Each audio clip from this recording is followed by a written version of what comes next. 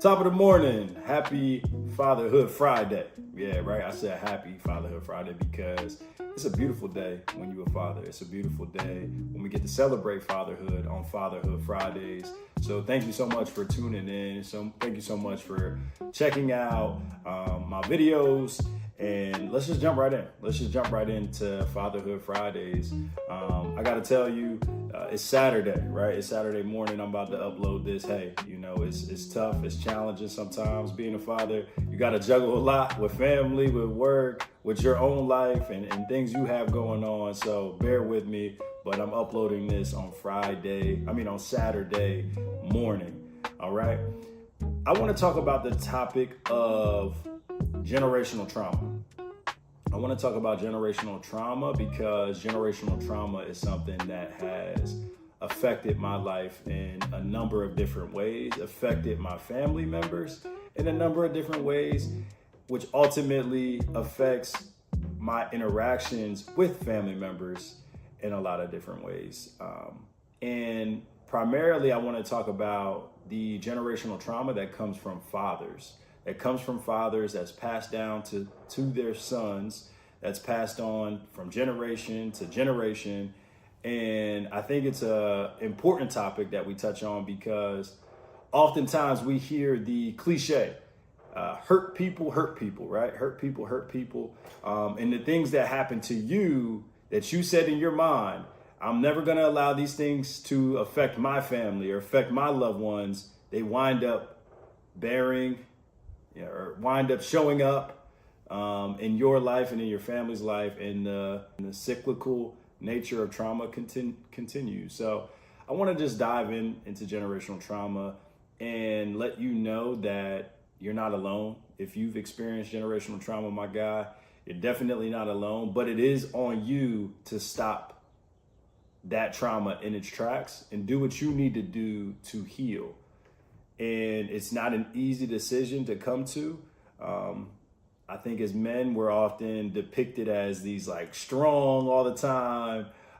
You only are allowed to share so many different emotions, right? We only can be angry or we only can be content, right? We can't get too excited. We can't get too sad. We can't be too disappointed because it's so much outside of our norm from what society paints us to be. But I will say it's important that we come to a decision where we say, hey, it's time to heal. We need to do what's necessary in order to change the trajectory of our families. And here's what I've done. I want to give you things that I've done to help propel me and my family in the right direction from a healthy perspective. And the first thing is, again, we want to be aware. Right? We want to be aware of what's happening. We want to be aware of our decisions. We want to be aware of how we're treating our loved ones. We want to be aware of what's coming out of our mouth. We want to be aware of our thought patterns. We want to be aware of our surroundings and how it influences our actions. We need to be aware, first and foremost. Second thing we need to do, we need to decide. We need to decide, because once we know something's off, something may not be right, I might be thinking about something or thinking about things in a particular way that's not healthy, we need to decide, what is it that we're going to do? What direction do I want to go in? Who do I need to tap on for support or for some help? Right? We need to decide on what is the best course of action. All right? Because you can't do it alone. You can't do it alone. You're going to need somebody to confide in. Sometimes you're going to need somebody to connect with. You're going to need somebody for advice or feedback on what it is you should be doing to heal. All right. And then the third thing that I've done is implement. Move forward, follow through, do it. Right? Once you know what you need to do, one of the hardest parts is just doing it. It's just starting. It's just adding it to the routine, right? But we have to try to make the healing process a normal process. Because again, let me be honest with you. You're not just doing it for you. You're doing it for your kids. You're doing it for your daughter. You're doing it for your son. You're doing it for your wife.